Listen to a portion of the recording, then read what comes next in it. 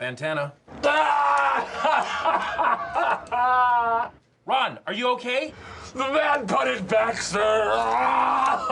Calm down. Breathe, Ron. Breathe. The man, that's from the motorcycle. What did the bad man do, The Ron? motorcycle on the bridge. I hit him with a burrito. Ron. He took him with his foot, and he kicked him. That's what he did. Someone punted him? No, wait, let me say something. Let me say something. What?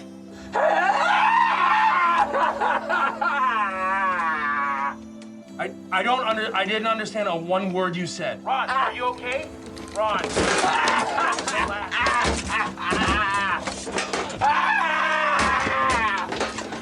Ron, where are you? I'm in a glass case of emotion.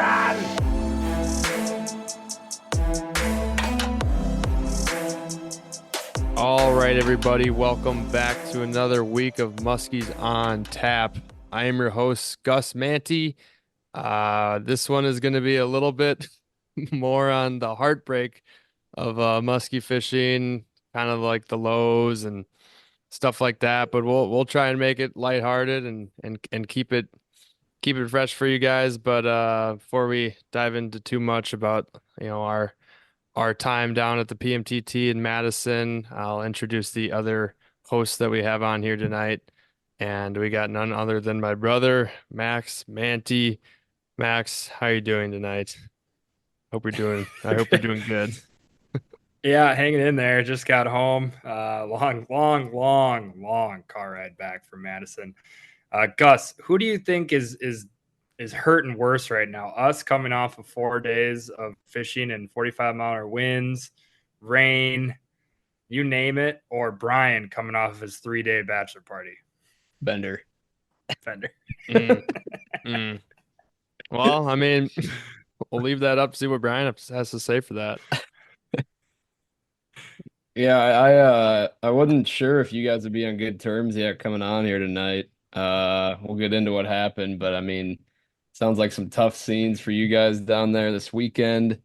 I didn't lose any friends this weekend, just pretty hungover every day. So I'm just kind of grind my way into the work week. And yeah, I guess for all three of us, only up from here. Yeah, this definitely feels a little bit like a rocky bottom at the current moment. But you're over in Hayward for your bachelor party. How was that? Driving up all the way to Hayward, passing the Chippewa flowage, all those other lakes, and not being able to do any muskie fishing. Yeah, it was tough. Yeah, we were a couple minutes from Chippewa flowage on Round Lake, which is another great muskie lake, and yeah, we were spending some time on the pontoon boat, and I'm just licking my chops, and then we went into town and saw the old motel we used to stay at back in the day. We'd make a trip up there once a year. Nice. Didn't stop in and see our boy at the counter, but yeah, it was a good time. Saw was it Cam Johnson's 68-inch world record up there in the bar? So that was cool. Sure. Yeah. Gotta love that. All right. Well, glad that you're with us here tonight, Brian. Glad you made it back in one piece. I think, all these PMTT events that we've done, we always kind of do a recap. Luckily for us, the last few have been on a positive note, a little bit easier to chat about. I think tonight's going to be a little different. So I don't know if you just want to start kind of from the top, Gus, or I guess, Brian, we haven't talked much. If you kind of want to segue us in here and just kind yeah. Yeah, I guess I just talked with you, Max, briefly while you're driving home. But yeah, I didn't get to hear much about like pre-fishing, what you guys saw, kind of the conditions. Sounded like you weren't getting too many hints in pre-fishing as to where the fish were. No, it was quite difficult from the start, to be honest. I arrived, I think around 4:30 or something on Wednesday. I think Max didn't get down until about 10:30 Thursday. When I was out on Wednesday, I ended up doing actually more driving than fishing. I was probably going to do some fishing and just try and locate some fish, but as soon as I got out there, I was kind of blown away by the clarity of the water. It was like extremely high, and I was like, okay, this is a little different. That's okay. Maybe it'll bloom up over the weekend or at least maybe the wind, the insane winds that we were getting, I was hoping that was maybe gonna dirty up the water. So I wasn't too worried. And I started driving around and I'm like, where the hell are all the weeds? Half the weeds in the whole entire lake are gone. And then throughout the I course of guess we should pre-fishing, say that we're on Wabisa. we're So on if anyone's Wabisa. Yeah. on Monona, I heard that's a little different over there. Yeah, plenty of weeds over there and a little different. We haven't really tried our hand out there, but yeah, we're on Wabisa. No secret there. And I just couldn't find the weeds. I mean, we found out that they were raking half of them out with those big machines, just cutting them up or whatever they were doing. I saw them going back and forth over on that one like southwest corner, and the weeds just didn't seem up. The water level was up, I think at least a foot from last year based on like the depth and quick draw contours and contour lines. So that was throwing me off too a little bit. And fished for maybe an hour before some heavy rains on Wednesday. Didn't see a fish. Marked, I think, plenty of bait, felt okay. Felt good that, getting you on the boat, Max, would maybe help cut our time down on finding some fish, finding a bite. And then we went out on Thursday we started the morning when it was already pretty gale force winds. Is that correct? Yeah, the pre-fishing weather was dog shit. I mean, we found weeds, but for like that clear of a lake, there was like no deep weeds. Yeah, There's just no. junk weeds to like 6-7 feet, and then you'd find a little bit of good weeds in like 8, 9, 10 in a few areas. But last year when we were down there, like where we had all of our success, there's a lot of those edges were coming out to like 15 feet from what I remember. I mean, And it was dirty water. but it was way dingier. It was bloomed up. The weeds were out to like 15 feet. So you're like, I mean, imagine Brian, like you're fishing clear water, and like if you're in 6-7 feet, it just doesn't like feel great. With know? no No. weeds. Yeah. Yeah. And we kind of based our game plan around last year, catching and seeing tons of fish in the weeds. We just wanted to kind of grind it out there. And Max hooked one on an IC7 in the first half hour, 40 minutes, 20 minutes. I don't know, some first drift, I think, maybe Yeah. of Yeah, of fishing on Thursday. And we didn't measure it, but thought it was probably about a 30 incher, probably a tournament Hold legal. on. Did that get in the boat? Yeah. Yeah. So we're on the board? We're on the board. We caught a fish. We're on the board for 2024. Yeah. It felt Price good, streak but ends. it felt Yeah. good, but it was a little anticlimactic. It was nice. It was nice though. But it kind of, I don't know if it like messed us up a little bit, but it kind of, was like, all right, there's fish, here, Pointed even you in though the the wrong weeds are direction. a little bit. I mean, we're like, all right, even though these weeds look like shit, I mean, there's a fish here. So thinking there'd be more kind of in similar areas and stuff. So, I mean, with the wind, how bad it was, we really couldn't do much actual fishing during pre-fishing just because we were just getting rocked out there. I mean, it was brutal. So we spent a lot of time driving around. We, tried to find bait, and that was kind of our main like goal for pre-fishing wise. Mm-hmm. And we thought Were with you- that giant, oh, go ahead, Brian. No, you can go finish your thought. I was just gonna say with that giant wind, that prevailing, like, I don't know what it was. It was something out of the west. I don't know. I can't remember if it was southwest, southwest, or something. Northwest every day. Every day, even pre-fishing. Damn, Mhm. I thought it was okay. Well, either way, it was pressing up against that east shore pretty heavily, and we couldn't fish that pre-fishing because of how big the weeds, or sorry, how big the winds were. So we kind of just thought that like, all right, all the bait's gonna get pushed up there, and we marked out all the spots that would have bait pods on them, and we're like, all right, this is sick. Once it lays down, like they gotta be here, right? Right? Right? They gotta everything be here, right? everything ended with right. I think, right? I mean, there's like a billion fish in these lakes, right? Yeah. Not Maybe anymore. not from what we've heard. Yeah, it I don't sounded know if it's really been tough kinda- since opener for those guys. I think they said something like there's been 3 or something weeks of league, and there's 2 different nights of muskie league, and there's only been 1 fish caught. That's insane. with a fishery that's like world class and has like Yeah, more than one per acre, and that's what they're getting. that is weird. So after Thursday, when you guys were back at the place you're staying or meeting up with some of the other, Eagle River guys, were they having any success? Did they catch anything pre-fishing, or I guess it I just sounds like it was super slow. I don't think they caught. I think maybe one of the boats hooked and lost, I think one, but they saw a few. I think they had some fish up to the boat, and some nice ones it sounded like. Um, but I know that that was on Monona, and we were talking with some other people in Wabisa, and it just didn't sound friendly out there. But a lot of it had to do with the wind and just the amount of actual fishing that a lot of people did. But it was a little tough from last year going into the tournament, having probably almost double digits of addresses after one day of pre-fishing to now going to this tournament with one address, then we stung it. So That's tough. yeah. So did you guys consider while pre-fishing to troll it all, or were you just kind of mapping and then casting out some slop? We did troll actually a little bit pre-fishing and we tried to get off the brakes a little bit, but I mean that wind was it keeps going back to the damn wind. We were getting just blown around and 3 foot rollers? yeah, at least. I mean, we were going when we were driving downwind to like go somewhere if we were going, that direction, we were going like 25 or more and we were in like that tunnel where you don't feel any wind at your back or your front. So we're like, oh, this is a sustained 25-mile-an-hour wind out here. And That that's not the, sucks. yeah. And that was Thursday, Friday, and the last little bit of Saturday or Sunday, sorry. And that might have even been worse. Yeah. Seriously though, it was gnarly out there. But yeah, I mean, I think pre-fishing we were, it felt kind of like, all right, we feel like there's a lot of fish in here, even though reports have been mixed.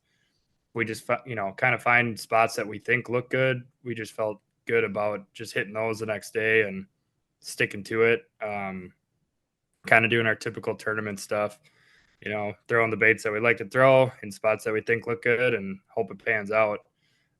But yeah, Saturday was totally different weather. I mean, the wind completely laid down, clouds rolled in, rain rolled in, the entire bottom just fell out. I mean, it got cold and brisk.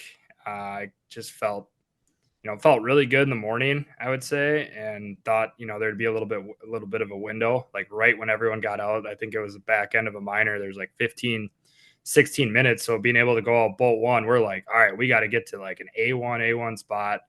And we're like, we probably got, 15, 30 minutes to try to stick one here. And I think quickly, as like the morning progressed, like we're looking around and just like, I mean, it's a wide open lake. You're seeing all the other boats. You're not super far away from a lot of other people.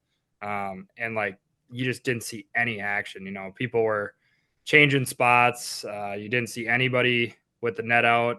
You just didn't see anything going. And then as the day kind of kept going on, the weather just kept getting worse and worse. Like rain got colder, wind kind of picked up, and it just felt, I don't know, it just felt not Big good. fishy? Not even that. Like the last year when the bottom fell out, it was after like 8 straight days at 85 and sun. And so it was just like it was probably just a great like reprieve for those fish. Like they all pushed up and onto structure or whatever. And it was just like, felt like shooting them in a barrel kind of a little bit. And this year, like when that bottom fell out, it felt like everything just vanished. Like there was just no signs of life. Like there was no carp jumping. It was just like complete, just desolate, barren wasteland. Truly what it felt like out there. So the first few hours of Saturday then were, I mean, struck out during the minor, and then you're just kind of guessing spots and trying to gain confidence somehow.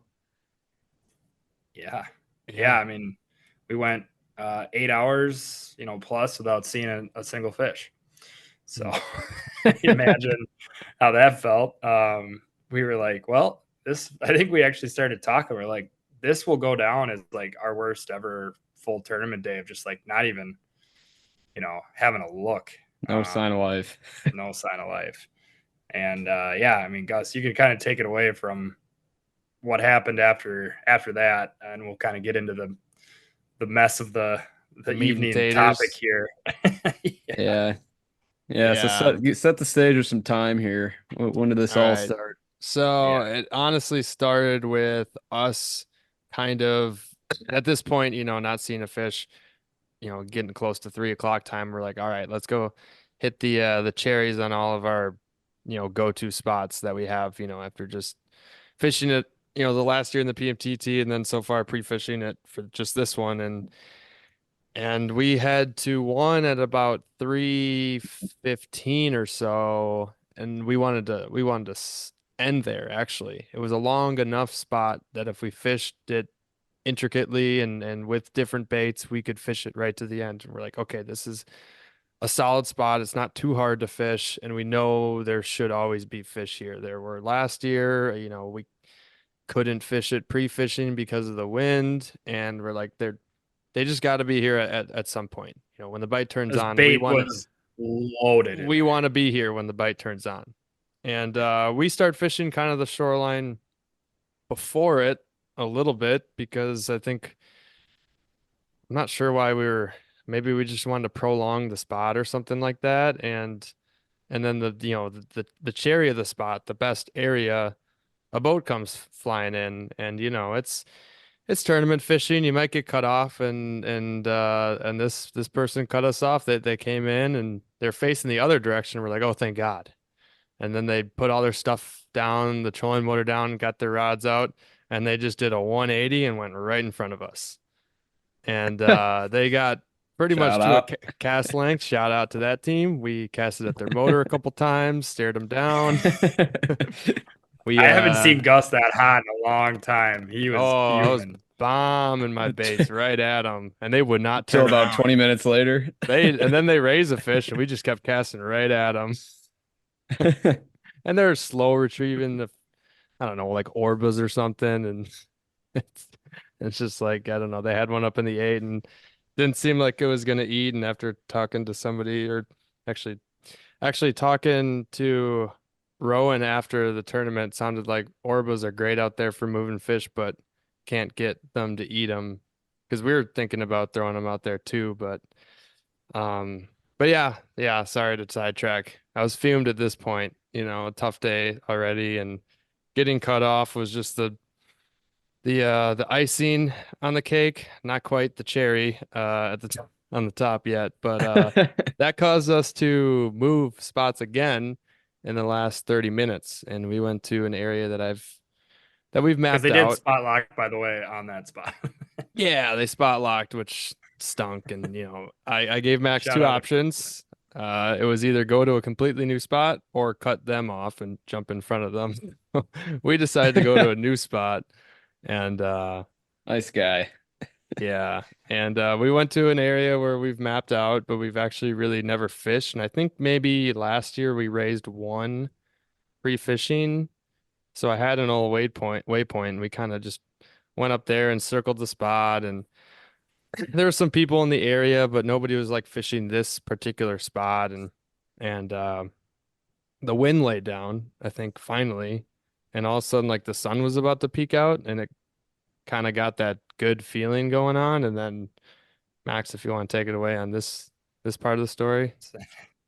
Yeah, I mean, we were hucking baits, and all of a sudden, on the corner of my eye, like all day long, well, not that day, but like on the Mad Chain, there's all these carp, Brian, and like the carp will just kind of like jump all the time. And so you're always kind of, your head's always on a swivel, because you're always like, oh, is that a muskie? Is that a carp? And obviously at this point in the time, we're just like assuming everything is a carp. But out of the corner of my eye, and it's not like a fish that jumped, but like a fish that kind of boiled on the surface. And like out of just like split second, I just saw like the top 1.5 inches of its tail. And I was like, oh, that's not a carp tail. I was like, Gus, I think that was a muskie that just porpoise. He's like, oh, I didn't see it, I was like, I swear I saw a tail. Like I'm pretty sure I saw a tail. And granted, I did say that at cave and was like, oh, a muskie just surfaced, and Gus cast right at it and snagged a carp. So like, I'm not the greatest person on this to take advice from. But anyways, we, to I guess set the stage a little bit more at this point, it's like 3:54. So the tournament ends in 6 minutes. We're pretty much at this point already talking about like what we learned from the day, what we can do differently tomorrow. I mean, we've like kind of hung it up. Like it's just not going to happen.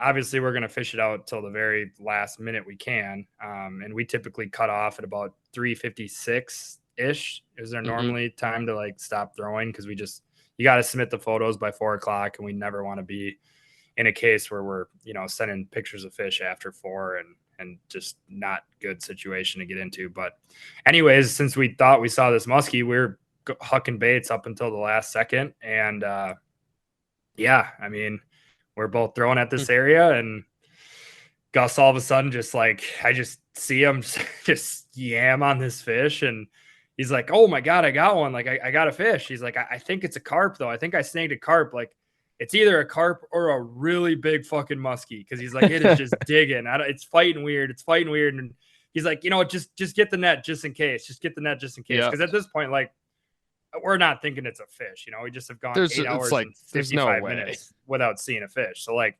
my brain's out of it. I'm just not, I should have been more locked in, but like, he's just telling me, he's like, I think it's a carp or whatever. And then all of a sudden, like, we just see this fish barrel roll like 10 feet down there. And I see the white belly and see the side of the muskie. We just start freaking out. Like it is a giant fish. I went straight to deep breathing, like big old focus mode, back off the drag and just fight. I can see the whole bait. So I knew immediately like, oh, it's not hooked.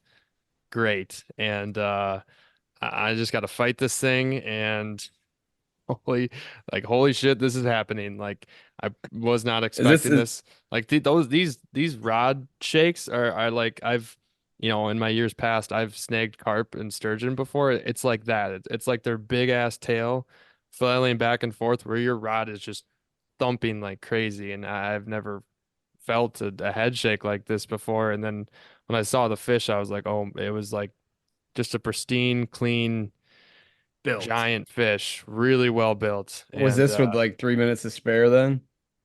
Yeah. I mean, the fight was, I don't know how long. I could look back at the GoPro footage and stuff, but it wasn't short. It wasn't short. It dug a few times and was really peeling line. I was free spooling it, I think at least 3 or 4 times. And then finally I brought it over the trolling motor to the right side of the boat.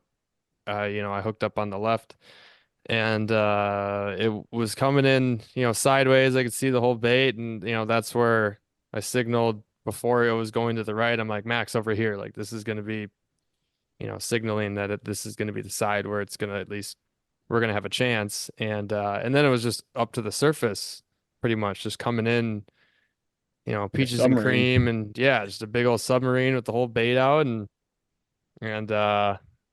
yeah. Nobody wants it. Yeah, who wants it? Max got the bag in the water as I asked, and that side of the boat, and this fish decided to do one of the dumbest head shakes at the absolute worst time, and slow-moing the video, the fish is going head first in the bag, and it does one head shake to the wrong way first. And as it's coming back to, head shake the other way, the bait gets caught on the rim. And from here on, it's already like on one of the corners of the net and not the middle. It happened like that, like in just a blink of an eye. And at this point, I think Max was doing the scooping motion or, something like that, or it was finally brought towards the net, and it was like half curled on one of the sides, like out from the boat. And then it just completely pancaked and just flopped. And looking back at the footage again, if it flopped the other way, probably could have curled in the net. This muskie decides to flop the other way, and it popcorns right out of the bag. And it was hanging upside down on the outside. And then it just did one more gator roll and just boop, pop.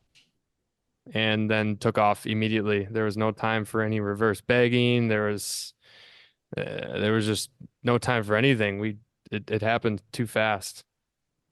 Uh, I don't know what else to say on Oh, it. when I got sent the video and I was watching it back, like it came in perfect. Then yeah, like you were saying, that one wrong head shake, and then it hung it on the rim, and then it almost looked like Max almost saved it, and it started to kind of fold, and then it gave that like one last tail kick and folded outside the wrong way. And yeah, Mhm. I mean, it just looked like it happened within a half a second. Stiff board. So I guess from my perspective, obviously replaying it in my head about 150,000 times since the moment, I, I definitely messed up 100%. I think I reached too far. And I mean, to be totally honest, like, with the waters we fish, I just am not super used to bagging huge fish, and I think it just is a little bit of a different ball game. Like usually I'm able to kind of, if it goes a little bit awry, like you can kind of manhandle the net in a way to like tip the fish back into the direction you want it, or like, scoop the net and lift up.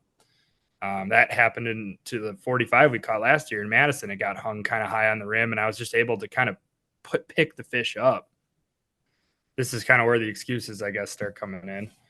So the way I remember to replay it in my head and kind of on the video, you can see where when the fish gets hung, I tried to tip it back to the right to like get the fish into the bag, but my hands were soaked from the rain all day. The net handle's soaked. And like the grip was just like turning in my hand. And, there's a 30-pound fish sitting on the rim, and the net just went 45 degrees. Like I lost complete control of the net. Like I had no control at all. When that fish was on the net, I couldn't do anything. Like I was trying my absolute fucking hardest to white knuckling the net. I was trying to get it to flop in there. And like the fish, from my perspective, was in the net at one point in time. Like I saw the fish, from what I remember, like I saw the fish go into the net. So like I thought, okay, it's hung high, I can just, whatever, but it's all happening so fast. And like just in a snap of a finger, like that fish went from in the bag to out of the bag to unhooked to gone. Like it just, I don't know. It freaking sucked. Like it stung so hard. That is, if you think back at a lot of our like bigger fish catches, it seems like there's always a sketchy net moment. Like I feel like nobody really talks about how much harder it is to land a big fish just in like that 1 second of netting it.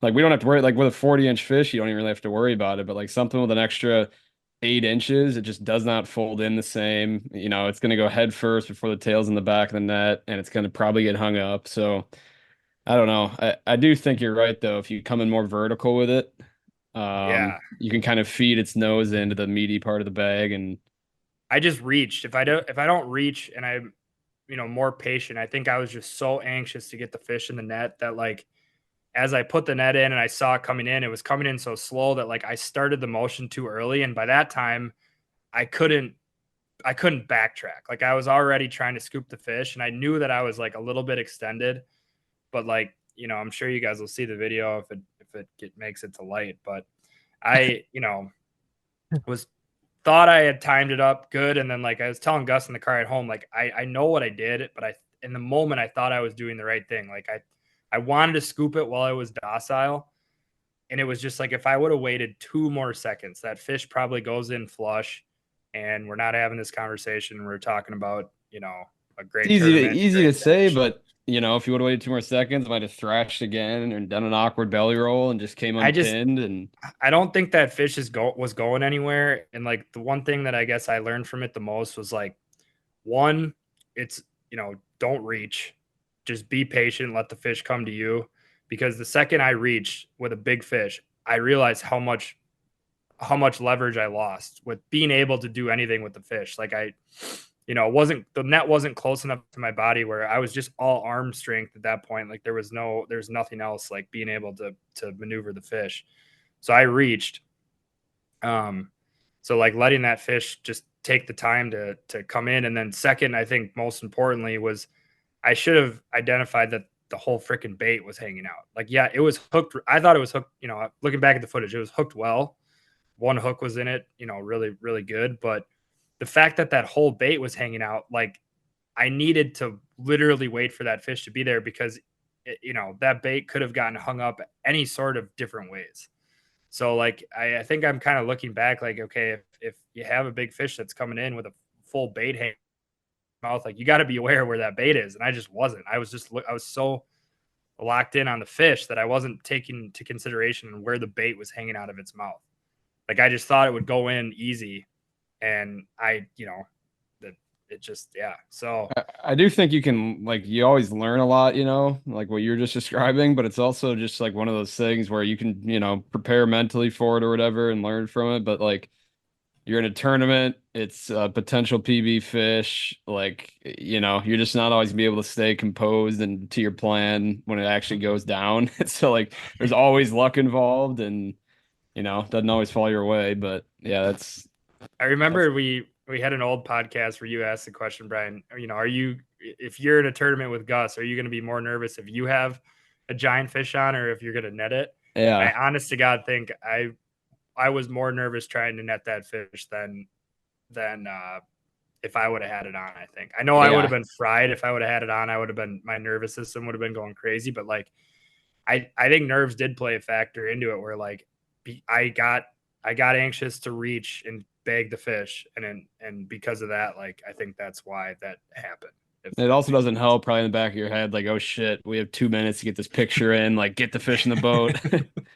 It did come across my mind when Gus was fighting it. I'm like, get this Yeah, thing in you here. gotta Like I know you got to play it out. It's a huge fish, but like Yeah. we got to get this thing in like every 10. I mean, it was gonna, if we landed that fish, kind of pains me to even talk about. But like if we did land that fish, it would have been an absolute mad dash to get those pictures in before 4 o'clock. Yeah. Yeah. That's tough. Gus, what was bring us through your reaction when it fell out of the net? Or you can I heard the video. You can give us a replay what you were saying in the moment. I yelled out some choice words and not terribly, honestly. Just I think I just yelled Max's name probably 3 or 4 times and dropped the rod, and my hands were doing things I've never seen them do in a while because I just couldn't believe what happened. And you can see in the video, my hand is visibly like shaking. Like my hand is like literally just like I was calm. so, You can like, hear us breathing, and it's just like I just didn't know what to do. And I mean, that was our last cast. I mean, we were talking about last cast, probably 1 or 2 prior to that fish hitting, and I got the bait out of the net, I didn't put the net away yet. I gave it a big old slam on the water, put it away and turned on the motor and just flew back to the launch immediately. Weren't even watching where you're going. Head down at the feet. No, I was standing up and looking where I was going for sure. But no, that was yes, it stung. It's good and bad that we got it on footage. We can look back. That's why we can talk about it so in depthly. We don't have to be like, I think it did this, I think it did that. We don't have to do any of that. I think that fish just did a crazy movement at the last second. It's a big fish. It's unpredictable. It's tough. It's a tournament. The nerves are up. Got to get in the bag. Time's on the clock. Everything was just it just was tough. But we're definitely gonna learn from it for sure. And yeah, we did, I think, submit it, I guess, for like the chance to like win a free entry or whatever. So like if it does do that, it'll be on the PMTT site. And if it doesn't make that, we'll see when it sees the light of day. Friday. Drop it when the pod drops. That would be crazy. You can edit it up. Well, I know we dropped the one of yours, Brian, your big one that I really effed up, and yeah.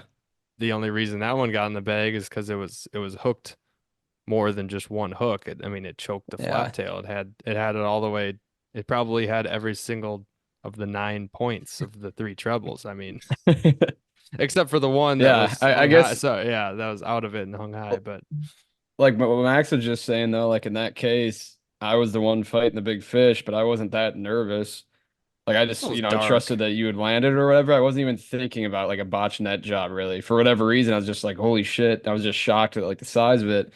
But I think like if you were at the front of the boat there and you were bringing that, you know, a big fish in and I had the net, I would definitely be more nervous. Like, oh fuck. Yeah.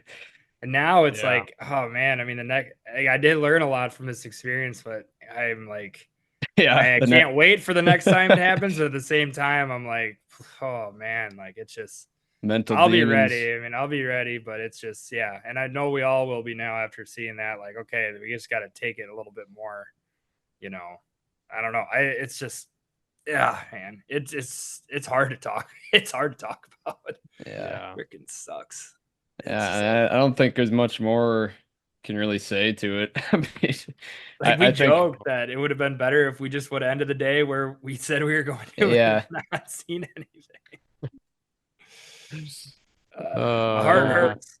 What were the Gave us vibes like back at the launch and back at camp that night after ending your day that way? hard to explain, man.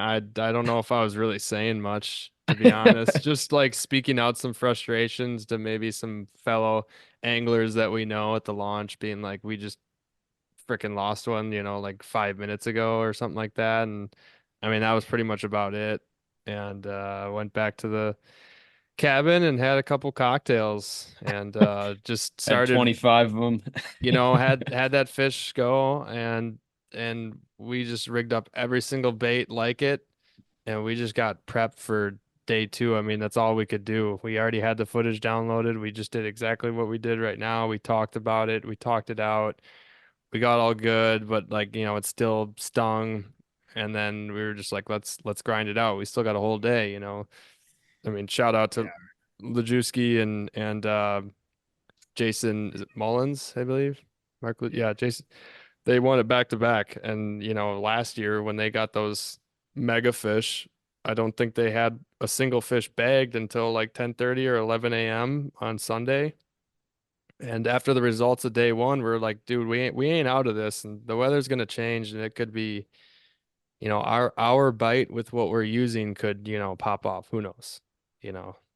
Obviously, Yeah. And something like that. it did help, Brian, answer your question too. Like, we got some food with the barbers and Clayton and Nick after, and like they kind of helped us out a little bit by sharing their own war stories and tournaments and stuff like that. I mean, Clayton and Nick have both been on the podcast and talked about their hardships and tournaments. And it just seems like if you fish in enough of these things, like you're going to have shit that happens that you just don't want to happen. And, I was thinking about it on the way home and like, just trying to, I don't know, find a way to like make it all feel a little bit better, I guess. And not that anything really does, but I was just like, last year in these tournaments, like really a lot of things went our way.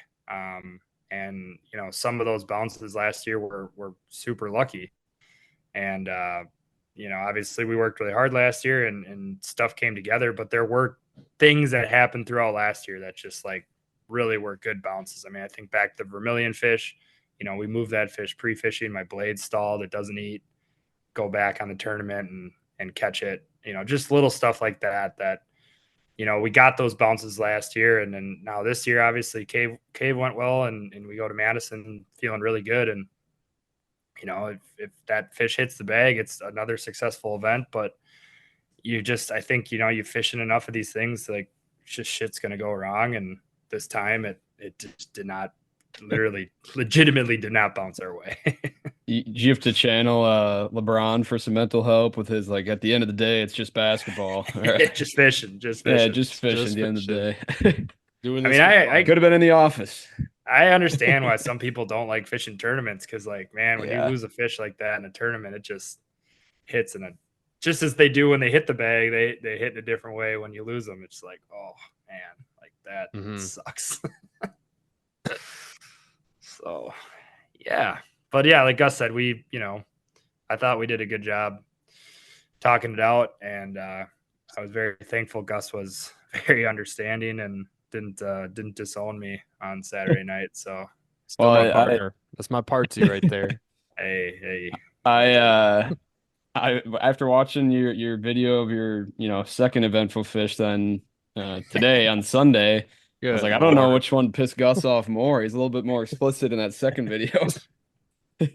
I showed Just some just mounting. different sides of me this weekend. I might be I'm usually a Fierce calm, competitor. cool, and collected, and I'm out there just competing out there, I'm just competing. Yeah, I love it. I love it. You got a And killer in you. It's good.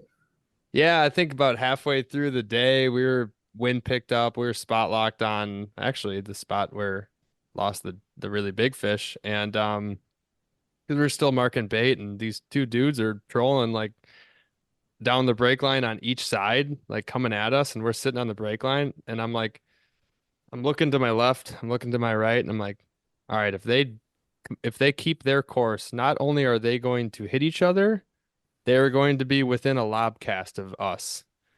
So my next two casts are just right at the front of their boat. And I'm just like, get the hell out of here. Like if you're trolling on this 3,000 acre lake, the last place you need to be is a lob cast away from me. Piss off. Not in a good mood here. Yeah, Gus was showing his frustrations a little bit, and I think it's just that was because he just goes so many days just pounding the water, and obviously what happened Saturday happened, but outside of that, I mean, we didn't have anything going, so it's just frustrating. You're grinding your ass off, and you're not getting any results. Brian, you'll get a kick out of this when the wind picked up so bad today. We tried to go back to that one spot that we were going to fish at the end of Saturday that we thought looked really good, but it was just the wind was just hucking in there. And Gus goes, I can't hold the trolling motor. Like, we're going to run out of batteries in a minute. Like, it's everything was just kind of going downhill. It's like, I can't hold us here. So he starts up the engine and he's driving into the wind with the motor With my between feet. his legs with the tiller with his feet, and he's casting sitting down from the chair. I'm casting a tube sitting down from the chair, ripping as hard as I can, up in like 4 feet of water. I'm like, they gotta be here. And there's just like 4 foot rollers. I'm driving the boat in idle. We got a clip of that. I'm up there just fighting for my life. We actually do. On the front of the boat. Just like full power stance, like legs 4 feet wide, just trying to huck a mag dog. We took like all of our tackle boxes and extra storage and just put it up in the front. I filled up the front live well, and I'm like, if we didn't do that, we were like taking on water, and the trolling motor wouldn't stay in the water. We had to put all the weight up front. And then we're like, wait, this isn't like, what do we do if we hook up? Like by the time we net it with our no trolling motor power, we're on shore. It's like, we gotta get out of here. I looked at Gus. I'm like, all right, where can we go that we can actually land a fish? Because we are fishing in a tournament, and as fun as this is, we need to get the hell out of here like now. Yeah. And then that's when we kind of made the call of just drifting where it was less windy on Wabisa, and we caught a couple pike. We started really shallow, and we were like, screw it, let's go, rip baits in shallow water and get a reactionary strike. And then after 15-20 minutes of drifting that's been working well. Because that's been working well. We're like, another 15-20 minutes of in shallow, we're like, I mean, we already knew it, but I look at Max, I'm like, they ain't here, dog. We're going out. Like, you're like, where? I'm like, I don't know, just somewhere out. So I go out to about 17-18 feet, pick a line, and we just start drifting. No contour lines, middle of the goddamn lake.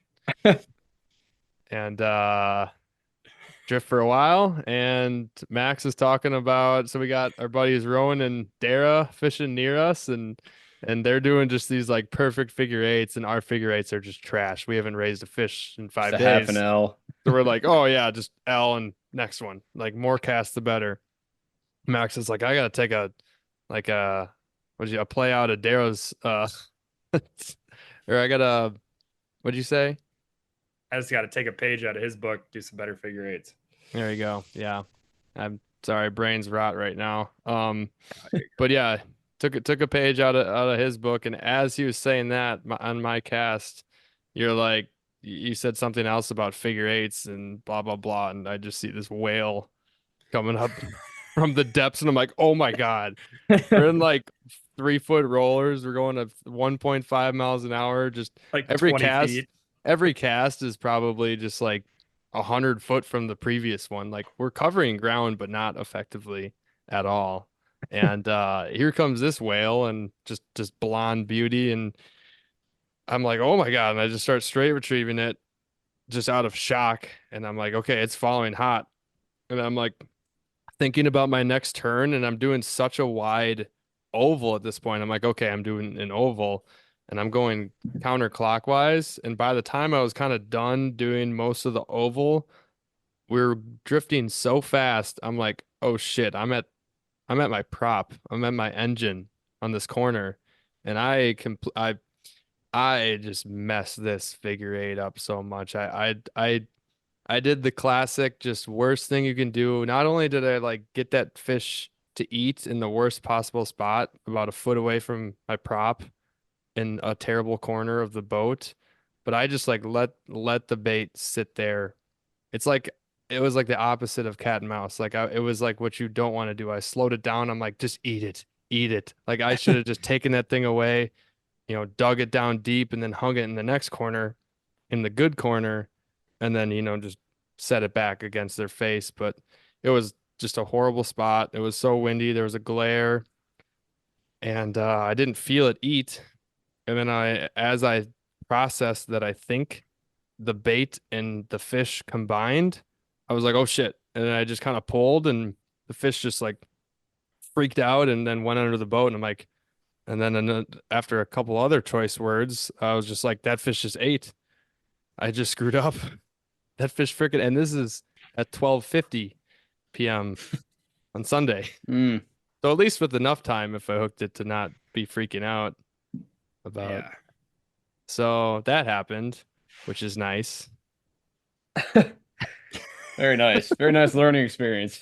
So, I couldn't believe my eyes when that thing came out of the depths, because like I was joking with Gus. I'm like, all right, I kind of dig this drift in the middle of the lake thing. Like I actually have more confidence out here than I did do in the weeds. So let's see what happens. And in the back of my head, I'm like, there's no way.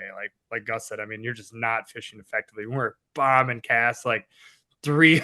I felt like, we're bombing like a pitching wedge, half the spool. Like I'm throwing, a bam bam extra large, like, this thing just looks like a freaking eagle going through the air. Gus is throwing a monster tube, and we're just at this point we're kind of just having fun with it, because we're just exhausted all game plan.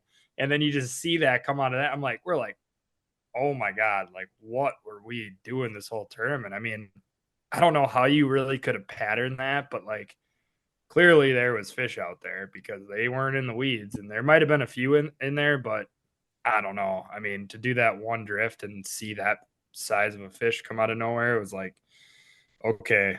And obviously at 12:50, you're kind of shit out of luck then. But do you guys know? Yep. Do you guys know if the big fish was 49.5? Do you know if that was caught shallower, just in the abyss, or I think trolling? it's like 49, and yeah, that fish was caught, I believe, casting. I don't know if I fully listened into I tried to listen into the live, and it was really shaky. Either my service was bad or something. So I don't know if I heard the part of of Rob's, 49 3/4, but to my knowledge, he throws really big rubber out deep. So my guess is he got an open water bait fish. It sounds like a lot of people got it a cast length or more off of any sort of weed edge. So with sub 70-degree temps down there, crystal clear water, clearer water than normal out there. I think it took us 4 days and, I don't know, 14 hours and 50 minutes too long to figure out that it was an open water bite, pretty much. And that's where our learning point was today. We did not spend enough time pre-fishing open water. We found bait on certain weed edges and break lines that we felt good enough to find fish, and we just kind of didn't. So I mean, we got some bites, I guess, but man, it was tough otherwise.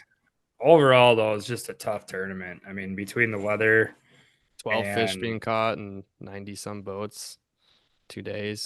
And it's pretty brutal. Yeah, That is tough. That's really bad. I mean, is that like the worst PMTT ever? I guess at least of recent. of recent that I know of. Yeah. I mean, typically when they come to the chain, they get like 70 to 90. So Yeah. it was pretty rough. I mean, not only that, but it's just like none of like the 30 some inchers came out to play. I mean, Not for us. I mean, a few people caught them, but yeah, it was just felt like a barren wasteland for most of the days. And other people were moving fish. And I think, talking to other people, it sounded like these fish were coming in really low and really late. And, they were, I think, a little bit more diligent on their figure eights. And I think sometimes when we feel pressed a little bit in tournaments, like we just feel like more casts the better, which I don't know if that's another thing to maybe take away from this is like keeping that bait in the water a little bit longer might not be the worst thing in the world, but we weren't moving fish. And I think that just, it just, yeah, it just was just tough. I mean, it's just, I don't know, when you're fishing that much, that long and just not seeing anything. And I think I told you this, Gus, but like when we were hitting all those spots and like weren't seeing, like at what point is this the feedback? Like at what point is hmm this feedback? Like they're just not here. hmm Yeah, I mean it's crazy because like I think we also talked to our buddy Grant at the launch afterwards, and he was kind of fishing this one certain area, and he's like, "Oh yeah, after you guys fished it," he said another boat came in, and they were fishing that super uber shallow part of it where we saw some bait fish jumping, and he's like, "Yeah, they moved one there," and that's like 1.5 feet of water, and Yeah. that's like that Crazy. was just not the pattern just did not seem to be sustainable for really anybody. I don't know. It was a Yeah. very bizarre tournament, and yeah, I don't really know what else to say other than congratulations to Mark Lajewski and Jason Mullins on back to back. We had a few podcast listeners too that Mm-hmm. we chatted with that placed. So yeah, a few podcasts, a few people that we know from the podcast did well though. They caught some fish, took the top 10. Shout out to Will Zeikert and Aaron Laking. Actually met Aaron this week. His parents have a place up in Eagle River, so we got to chat about the chain a little bit. And then yeah, Will chatted with him and awesome to those guys. They caught a nice 41 and a half. I believe they caught that on Saturday. Mm-hmm.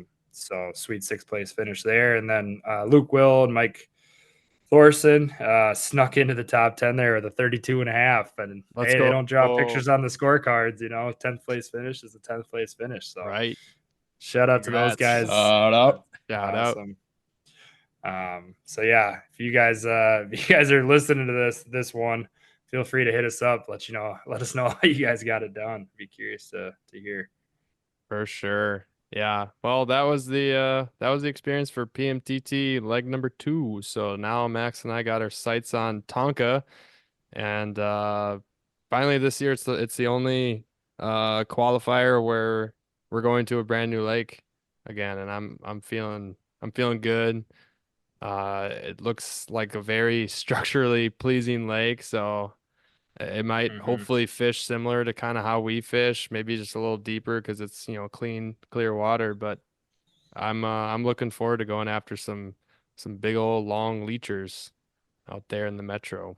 Are you guys staying at Max's place that week, or how's that work with a boat out there in the big city? We're trying to line up a place to stay for to rent with our group again with the Nice. Barbers and Clay and Nick. So just trying to lock in if the boats will fit in this certain place. But yeah, we're about to lock that in, and we'll be staying within about a half hour of Tonka, and I think that should be perfect. I mean, and also shout out to Luke for housing us this weekend in Madison. Well, technically Sauk Prairie, but or sorry. Yeah, is it Sauk? Prairie du Sac. Prairie du Sac. Prairie du Yeah, that's Sac. right. Yeah. Now it's or Sauk City and Prairie du Sac. Yep. Yeah. No, it was a lot of fun. Like I think a lot of takeaways here, I guess, learning experiences on the fishing side, but these tournaments are always a blast. Fishing in tournaments is to us, we really enjoy it. It's a lot of fun. I think obviously the fishing side of things is a blast, but also just like hanging out, shooting the shit, talking about muskies, like you can't beat it. So overall, it was a great weekend. Obviously, wish the how it all played out would have gone down a little differently, but I think at the end of the day, in the big picture, we're going to fish in a lot of these things together, and I think we'll look back at it as a blimp on the radar and a crazy story to kind of have as a war story. If anyone's talking about losing fish or whatever, we'll have this one in the old notch to Fuel add. the nightmare. Yeah, it was. So yeah, no, this has been a little therapeutic. Appreciate you, you boys for hopping on here the night we got back. Makes me want to drink some bush peaches. Oh, no doubt about that. But yeah, no, overall, it's going to be a good rest of the season. We got Tonka, like you said, and then we got Eagle River for the championship. So now we can just kind of set our sights on trying to crack that top 3 or get up on stage with one of those big trophies. Try our best to take it first. Team of the year probably is a long shot at this point to defend that, but it's okay. It's tough thing to win, and it's all good. But so, you got a home game away from home, and then the ultimate home game coming up. So brighter days ahead. hopefully. Right. Yeah, so outside of the PMTT, a few other tournaments going on this weekend. I know here back in Minneapolis, there's the big Metro tournament. Looked like a lot of really nice fish were caught, so love seeing that for Tonka. They fish all over the place, but yeah, Nice. a lot of nice fish were caught this week here in the cities, so good to see that. And then yeah, we had the Spring Classic up in Eagle River. We got to shout out our dad who fished in the tournament with our friend.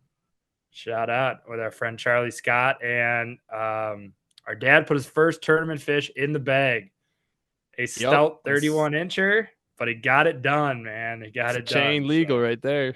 Yeah. So he's on the board, first ever tournament fish. They got on the board there in the Spring Classic. Sounded like the fishing was pretty good on Saturday, and looked like it got a little bit harder today, which isn't surprising, but seemed like the results were pretty good. Some big fish caught, a lot of fish caught. So Yeah. that. It seemed like they got a little different weather than we did. I mean, we left Madison with upper 70-degree temps and obviously gale force winds. And I got up back to Eagle River and it was like 52 to 55 degrees outside and just bitter cold. And I was like, oh, this will be a lovely Monday Night League tomorrow. But, hopefully we can get her done. But yeah, the Spring Classic went out to winners. Looking at it now. Isaac went and Jeff, hopefully I get your last name correct, Piazza, Piazza. Yeah, so congrats to them. They bagged a triple. Looks like 2 on Saturday, 38 and a quarter, 44 and a half. 44 and a half is a tremendous chain fish, and then a 35 and a quarter on Sunday. It looks like the big fish went to the second place team as a 45 for Christopher Ness and Joe Lopez. They also got a 41 and a quarter to take second. So shout out to them. Yeah, looks like a pretty solid showing out there. I know the Spring Classic can be a super hit or miss. It's just early season for up north, and fish can be a little bit scattered, and you never know if it's this early start of like a bug hatch or not, but it sounds like there's still quite a few fish up in the weeds. So, I mean, for this current report, I can't give much since we were in Madison for a while and this one's being recorded a little bit earlier than normal, but seems like the fishing was pretty solid on the new moon weekend. And just looking at some stories of other buddies that were out, and I don't think they're fishing the Spring Classic, but people are definitely putting some fish in the bag, and I am excited to be back in the Northwoods, and I hopefully they didn't they left a few unsore mouths for myself and clients, hopefully. But yeah, there's a long season ahead. We're good there. But looking at the weather going forward, couple more days. Well, this podcast will be out and it's gonna be warm. We're gonna have 70s again, nights in the 50s, and not really a lot of rain in the radar so far. Of course, that can always change, as it typically always does, because we've been getting bucket loads of rain up here. I mean, the rivers are flowing. looks like the Wisconsin River is pretty much full everywhere. I mean, we drove by it right in Sauk, and I drove by it up here, and it's just it looks healthy amount of water, which is good because it's been low. It feels like the past few years, so that's good. And weather looks solid. That'll bring the temps probably back into the low 70s, I would assume, relatively shortly. I think the temps over the weekend, our dad told us were about 66, 67 on the chain. I'm sure it's within a degree or two in most of the Northwoods. We actually had 66, 67 on Wabisa. Um, so it got cold down there, but those are, big lakes. And yeah, I don't know if I got much else to add. Max, you got anything or Whew. Yeah, I was just trying to decompress. Long day, long weekend. Mhm. Brian stepped out here for a few minutes, but I don't know, man. Where do we go from here? I mean, that's going to be a tough one to shake off, I feel like, for a little bit, but I'm sure a lot of people listening to this have their own stories. So hopefully they Yeah. found a little solace in hearing us kind of lament and bitch about what just Yeah. happened to us. And I Yeah, don't I know if hope it makes great podcasting, but it sure has been, I guess, a little bit good and therapeutic to sure. chat about it here tonight and kind of laugh a little bit because, yeah. But yeah, where do we go, man? I mean, It's just this where's the mind at? on to the next, man. It's just fishing, as Brian said, like it's just basketball, as LeBron says. It's just Just ball, fishing. just ball. It's just ball. We're just playing ball out there and just having a great time and yeah, I think I mean, I don't know about you, but I think I got the mind in a much better place. And I don't want to think about it too hard because I think that's when it gets, you know, that's when the demons come out. Yeah, So I I agree think there. and I think if we keep talking about it too much, they might reappear. So Yeah, all right. Well, I think we can put this one to bed and hope you guys enjoyed tuning in this week. A little different tune to the podcast after these PMTT events. But as we've said in a lot of them, we knew we were going to have total, goose egg type events and we were going to chat about them and whatnot. This one just kind of happened.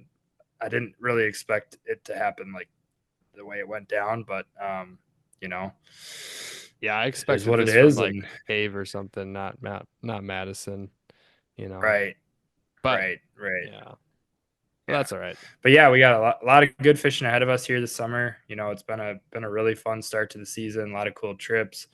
Feel very, very, very grateful and thankful that we get to do this stuff together and fish in these events. And it's just a lot of fun. So looking forward to Tonka. Really looking forward to the championship and just all the other excursions this summer. So hopefully you guys have had a great start to your season and got a good full June booked. Hopefully when those water temps kind of get to that magical 70-degree number and things kind of get moving a little bit more in each system, the fishing will just continue to get better and better. So, No doubt. yeah, that's all I got for myself here tonight. So I will be signing off and hopefully getting a good night of sleep because definitely could use that right now.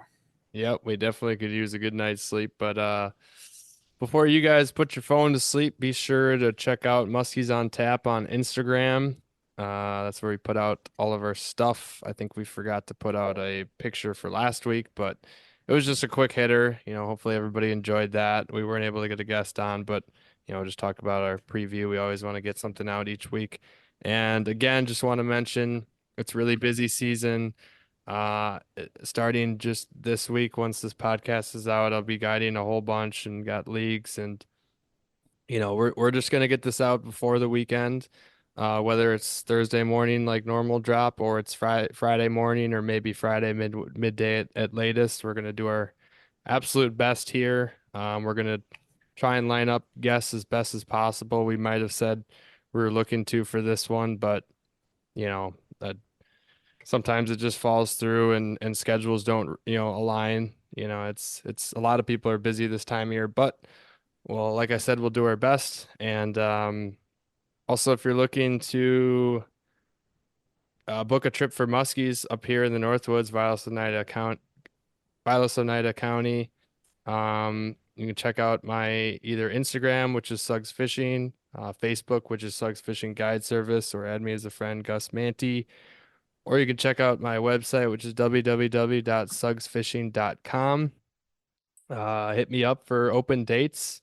It's looking a little tight in the summer, but if you want to get out in the early fall, that's a tremendous time up here. I absolutely love August.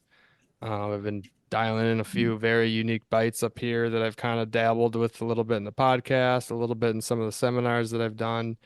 And I'm just pumped. That's when a lot of them actually came to fruition, is about that time of year into September. Really looking forward to that time of year, but I don't want to wish time away. And I'm just looking forward to a good June bite. Going to be tapping into the open water bite here now that I'm, back and learned quite a bit just from fishing the Madison chain and always fish a bunch. So I'm going to be checking my go open water spots, and I'm going to be going to some other lakes that I like to fish at different times of year and try to dial in an open water bite out there. So good luck to those getting out fishing this weekend. Tight lines, and we'll be back next week. So thanks for tuning in, and Ryan, if you want to take us away. All right, everybody. Thanks for listening to this week's episode of Muskies on Tap. Appreciate all you guys' support as always. Max and Gus will settle their beef this week. We will be back. Don't worry, the pod won't fall apart. You live and you learn, guys. A lot of lessons out there. Thank you guys for tuning in. And if you want to see the footage of the lost fish, make sure to fill the DMs.